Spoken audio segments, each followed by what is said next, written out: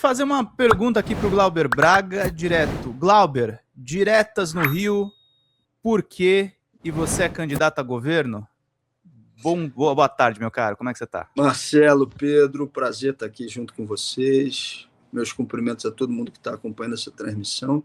Sim, eu coloquei meu nome à disposição do pessoal, que vai ter que tomar a sua decisão em caso de uma decisão por parte do STF por eleições diretas e antecipadas. Por quê?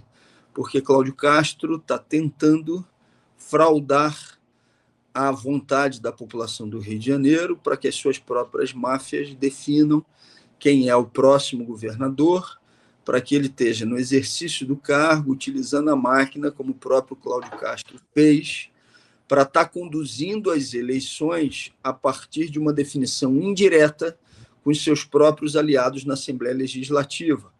E que fraude é essa?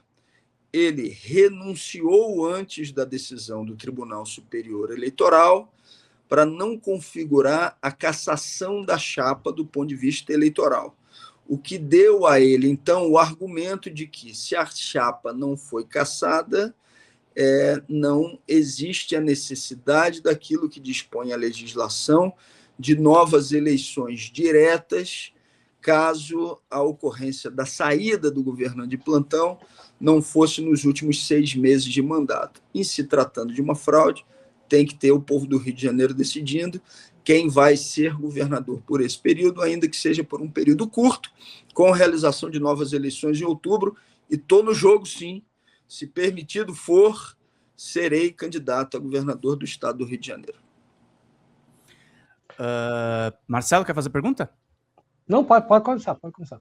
Não, e dentro dessa questão, Glauber, você colocou seu nome à disposição do PSOL para fazer essa disputa ao governo, você já está fazendo uma maratona de encontros ao redor do estado para enfim, ganhar força política.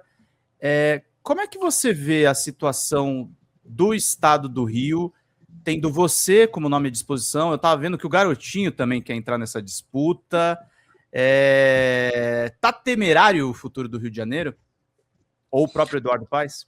O Rio de Janeiro já está passando por uma situação difícil há muito tempo. O último governador, de fato, que a gente teve por aqui, de esquerda, eleito pelo voto popular, foi Leonel Brizola, que deixou um legado que é imprescindível, inclusive, para a disputa política que nós estamos fazendo agora. Mais de 500 IEPs, escola integral de fato, e não em tempo integral.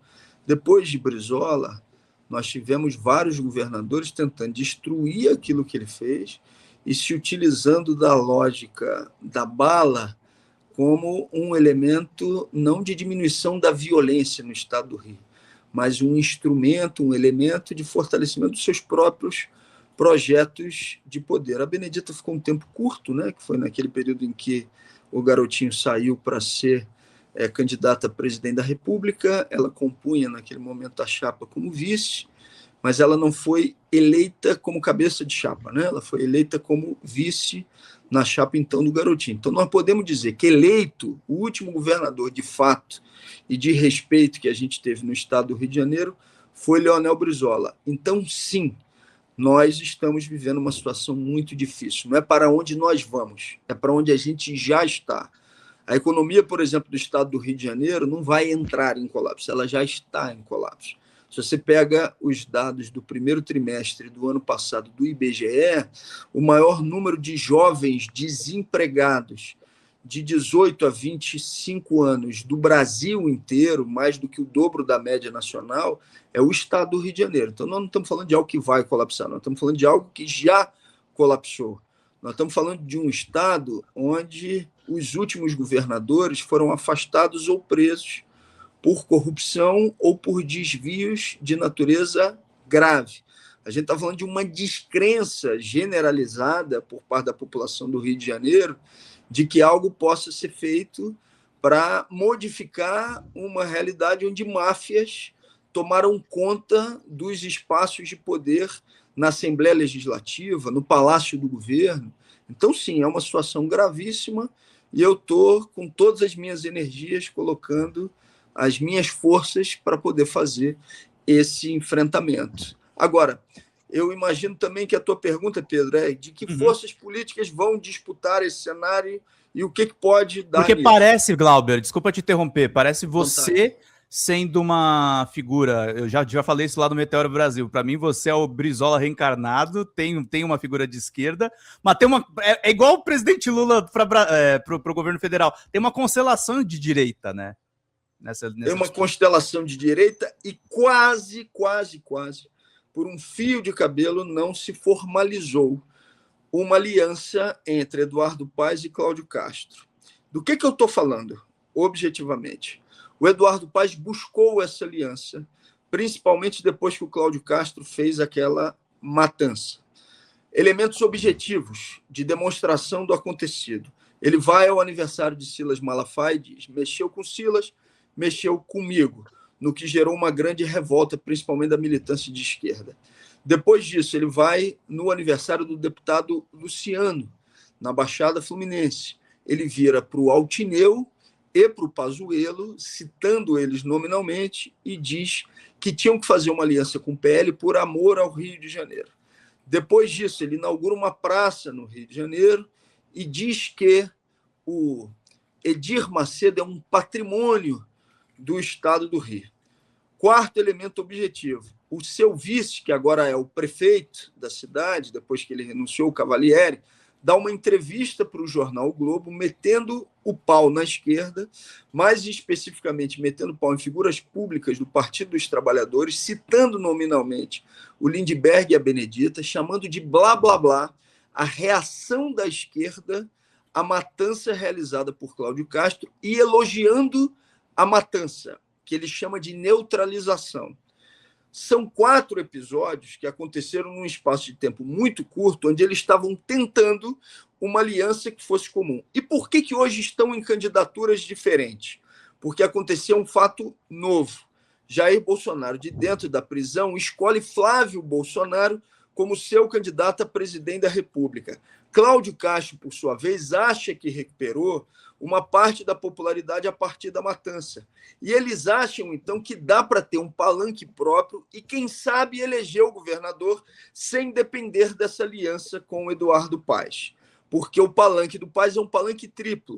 O palanque do Paes é para o presidente Lula, é para o candidato do PSD, para o Caiado, que é o partido do próprio Eduardo Paes, e é um palanque pro Flávio Bolsonaro, em relação principalmente à sua vice e à família Reis, que são aqui muito ligados, braço direito, Washington Reis, ex-prefeito de Duque de Caxias, de Jair Bolsonaro, e já declarou publicamente que o seu candidato é o Flávio.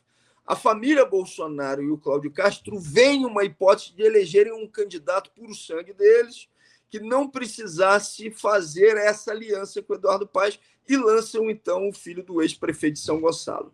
Na prática, o que a gente tem hoje, com candidaturas que possam ser consideradas competitivas, é a candidatura do Eduardo Paes com a família Reis de vice, é o filho do prefeito de São Gonçalo, que é o candidato da família Bolsonaro e do Cláudio Castro, e a candidatura do PSOL, seja ela qual for. Espero que eu seja o escolhido candidato nessa definição do Supremo Tribunal Federal, se for de eleição direta e antecipada, para fazer essa disputa para já. Essas são as 3 forças políticas que têm mais peso. Uma eventual candidatura do Garotinho, eu de fato não acredito, tá, que tenha peso político. Você pega todas as pesquisas de opinião, apesar de ser uma figura que angaria likes ou acompanhamento por conta das polêmicas que desperta, todas as pesquisas indicam o Garotinho no estado do Rio de Janeiro como a figura pública mais rejeitada numa eventual candidatura ao governo, né? Eu não estou aqui querendo criar mais uma polêmica ou que isso se transforme em uma polêmica para ele. Eu estou falando da leitura de resultados de pesquisas que já se tornaram públicas e pesquisas que eu mesmo tive acesso. Para mim, a disputa política está entre essas 3 forças. A esquerda, resgatando Brizola, resgatando e falando do legado de Marielle Franco, falando da reestatização da SEDAI, falando de questões materiais que são fundamentais. CIEPs, né, Glauber? CIEPs, pontos que são fundamentais para o povo trabalhador do Rio de Janeiro, e as duas máquinas, a máquina da prefeitura e a máquina da família Bolsonaro, que estava até ontem no governo do Estado. Fala, galera da Folha TV, não se esquece de se inscrever aqui no nosso canal para assistir programas como Folha Notícias Manhã, Folha Notícias Noite, o nosso Folha Entrevista e o nosso Barzinho das Meninas. Muitas coisas bacanas a gente acompanha por aqui e a gente precisa muito, muito do apoio de vocês para nosso trabalho jornalístico, investigativo, de curadoria de conteúdo, com vocês ajudando no nosso Pix, folhademocrata@gmail.com, ou mandando superchats, valeu demais, e os recursos financeiros, tornando-se membro no nosso canal, no nosso curso de jornalismo básico, para você ficar muito bem informado a respeito de tudo. Queridos e queridas, muito obrigado pela presença de todos vocês, vida longa e próspera, cuidem-se, cuidem dos seus, e não esquece de se inscrever aqui na Folha TV. Até mais!